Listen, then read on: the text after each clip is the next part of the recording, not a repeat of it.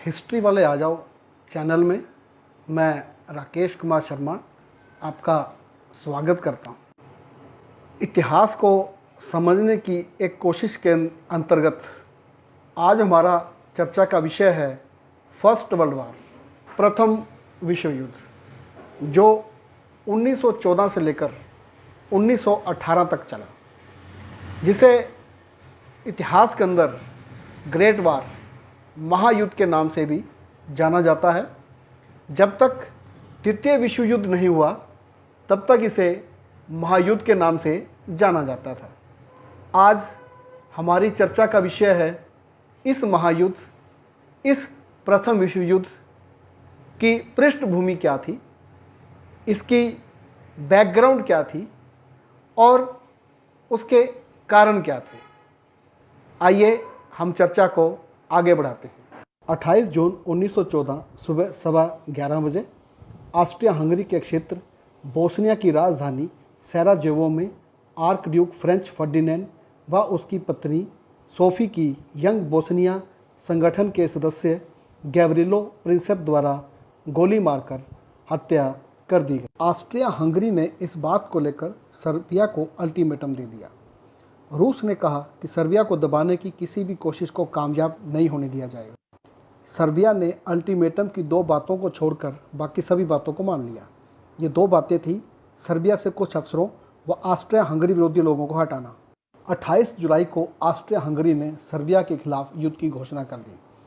रूस ने युद्ध की तैयारी शुरू कर दी और अपनी सेना ऑस्ट्रिया हंगरी सीमा पर ले आया। 1 अगस्त को जर्मनी ने रूस के खिलाफ युद्ध की घोषणा कर दी तो फ्रांस ने भी युद्ध की तैयारी करना शुरू कर दिया। 3 अगस्त को जर्मनी ने फ्रांस के खिलाफ युद्ध की घोषणा कर दी। जर्मन सेनाओं ने बेल्जियम को रौंदते हुए फ्रांस की ओर बढ़ना शुरू किया तो इंग्लैंड ने भी जर्मन के खिलाफ 4 अगस्त को युद्ध की घोषणा कर दी। ऑस्ट्रिया हंगरी ने 5 अगस्त को रूस के खिलाफ युद्ध की घोषणा कर दी। सर्बिया ने 6 अगस्त को जर्मनी के खिलाफ, मॉन्टेनेग्रो ने 7 अगस्त को ऑस्ट्रिया हंगरी के खिलाफ, 12 अगस्त को जर्मनी के खिलाफ, फ्रांस व इंग्लैंड ने ऑस्ट्रिया हंगरी के खिलाफ 10 अगस्त को व 12 अगस्त को युद्ध की घोषणा कर दी। जापान ने 23 अगस्त को जर्मनी के खिलाफ व ऑस्ट्रिया हंगरी ने जापान के खिलाफ 25 अगस्त को और वह 28 अगस्त को बेल्जियम के खिलाफ युद्ध की घोषणा कर दी। 5 सितंबर 1914 को लंदन के अंदर रूस, फ्रांस और इंग्लैंड ने एक संधि की तथा धुरी शक्तियों के खिलाफ अलग से शांति संधि न करने की बात स्वीकार की। इसके बाद ये मित्र देश कहलाने लगे। युद्ध के लगभग 3 वर्ष बाद संयुक्त राज्य अमेरिका भी 6 अप्रैल 1917 को जर्मनी के खिलाफ युद्ध की घोषणा कर देता है। इसी साल अक्टूबर में रूस में क्रांति हो जाती है और वह युद्ध से बाहर हो जाता है। हम कुछ प्रश्नों व जिज्ञासाओं के साथ इस विषय को आगे बढ़ाएंगे। पहली जिज्ञासा यही कि यंग बोस्निया संगठन का सदस्य प्रिंसेप, जो ऑस्ट्रिया हंगरी के आर्क ड्यूक की हत्या करता है, उसके लिए सर्बिया को अल्टीमेटम क्यों दिया जाता है। दूसरी बात, इस युद्ध में यूरोप के दूसरे देश क्यों शामिल होते हैं। तीसरा, सुदूर पूर्व के अंदर जापान, उसका इस युद्ध में शामिल होने का उद्देश्य क्या है। और 3 साल बाद अमेरिका इस युद्ध में शामिल क्यों होता है। अगर हम इन सभी प्रश्नों को ढूंढेंगे तो हम फर्स्ट वर्ल्ड वार की पृष्ठभूमि और उसके कारणों तक पहुंच पाएंगे।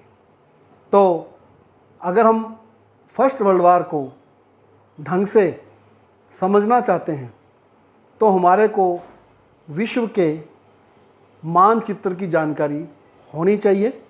मैं कुछ मानचित्र अब डिस्कस कर रहा हूं। यह 1815 की वियना कांग्रेस के बाद का यूरोप है। इंग्लैंड, फ्रांस, स्पेन और पुर्तगाल स्पष्ट राष्ट्र के रूप में दिखाई दे रहे हैं। लाल बाउंड्री के बीच में जर्मन राज्यों का एक संघ है। और पूर्व में पीले रंग में ऑस्ट्रिया, हरे रंग में रशिया और उसके नीचे पूर्व में ऑटोमन अम्पायर दिखाई दे रहे हैं।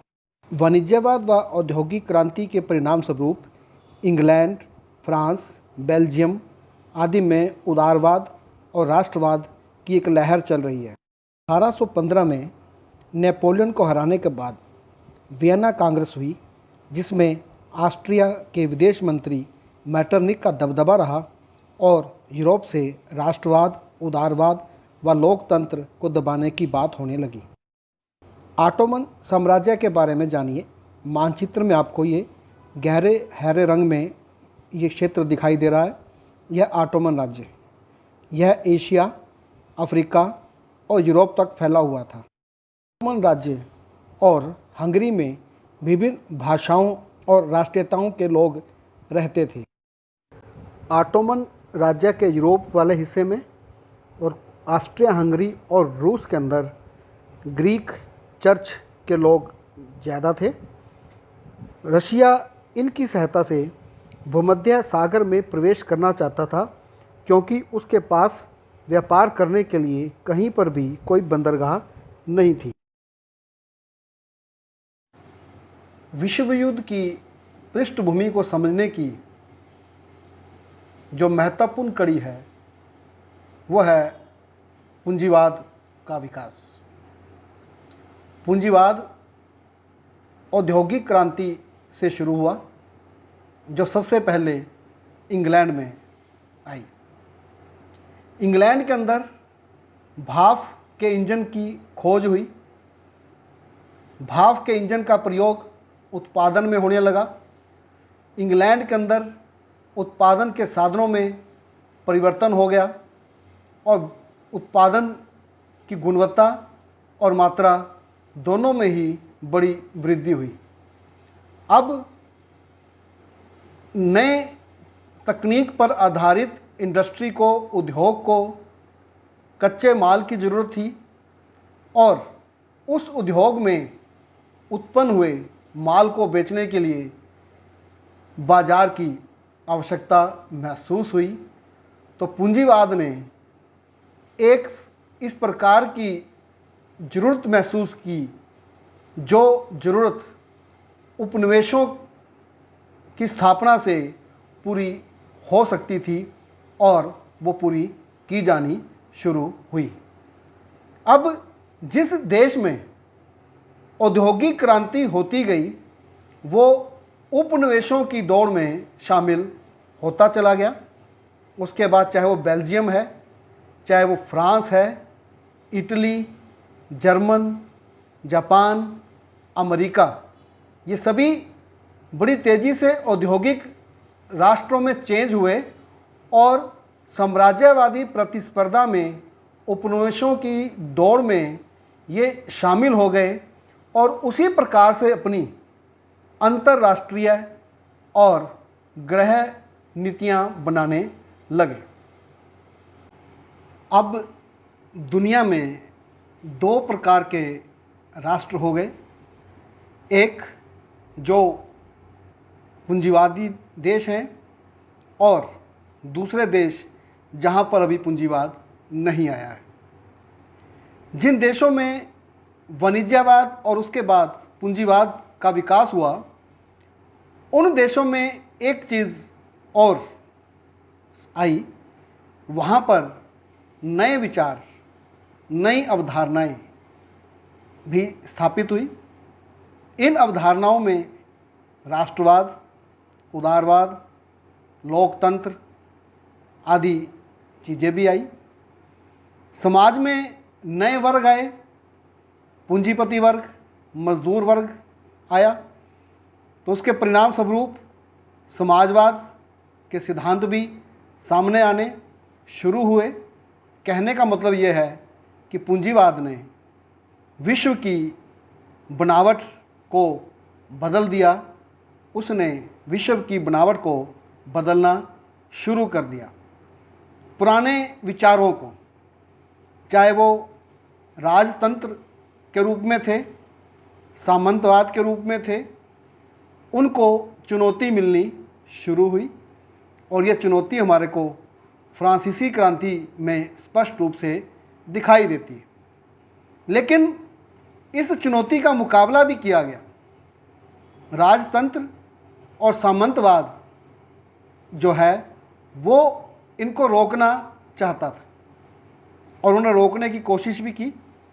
जैसा कि आपको पहले बताया गया कि वियना कांग्रेस में मेटरनिक की जो योजना थी वो यूरोप से राष्ट्रवाद, उदारवाद और लोकतंत्र को ख़त्म करने की थी, लेकिन वो कामयाब नहीं हुआ।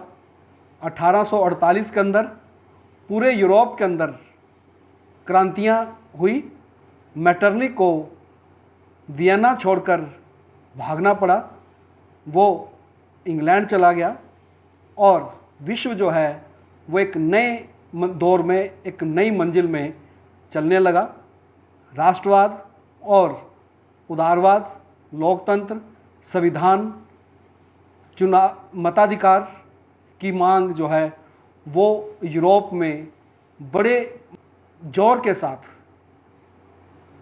उठाई जानी शुरू हो गई।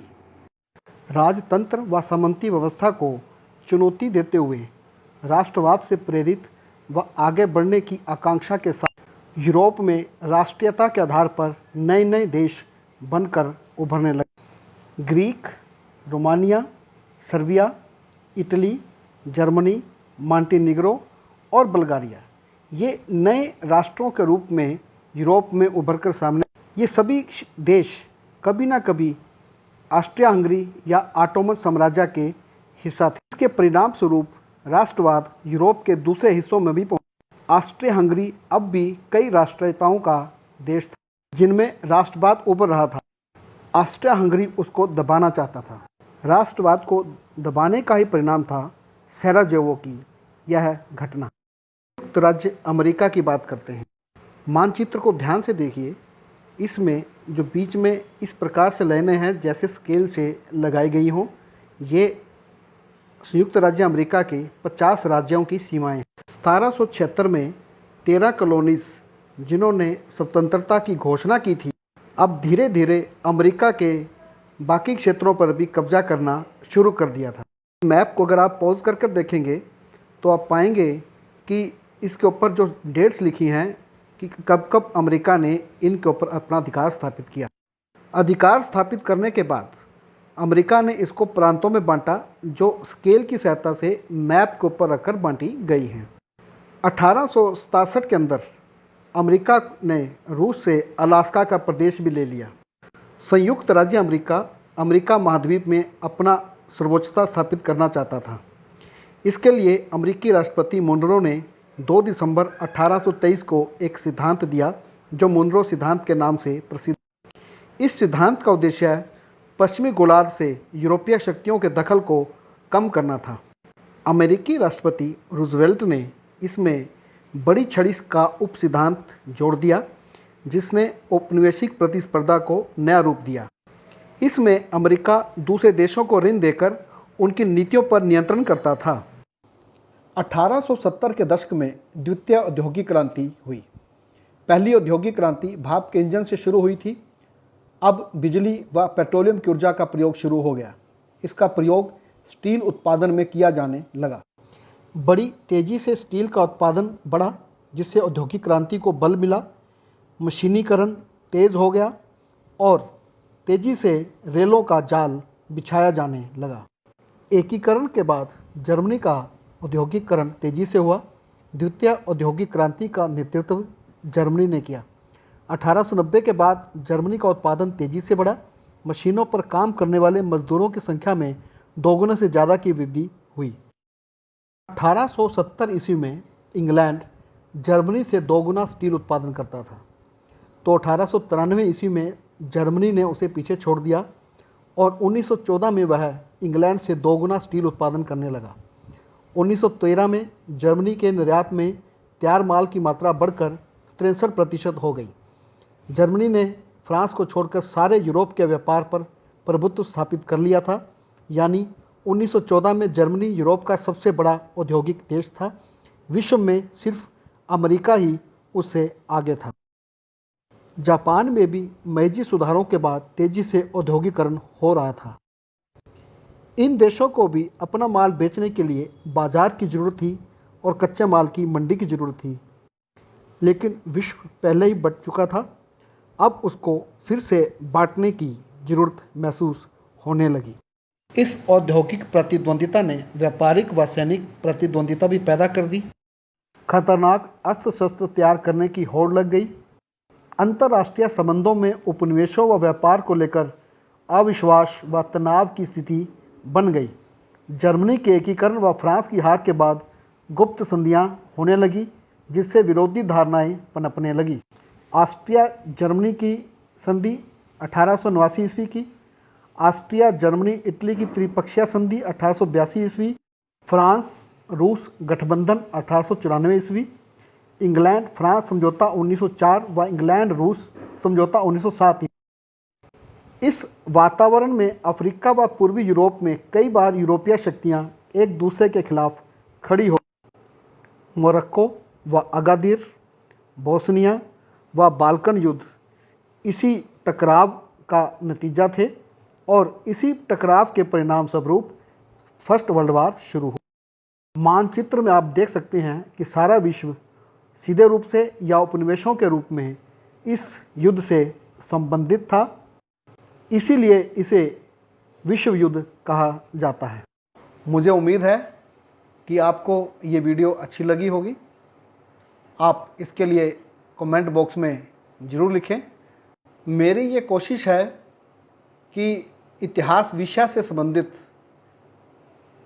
वीडियो सप्ताह में 1 या 2 अपने चैनल पे मैं शेयर करूं। उम्मीद करता हूं वो सभी आपको पसंद आएगी। इसके लिए आप सभी का धन्यवाद, शुक्रिया।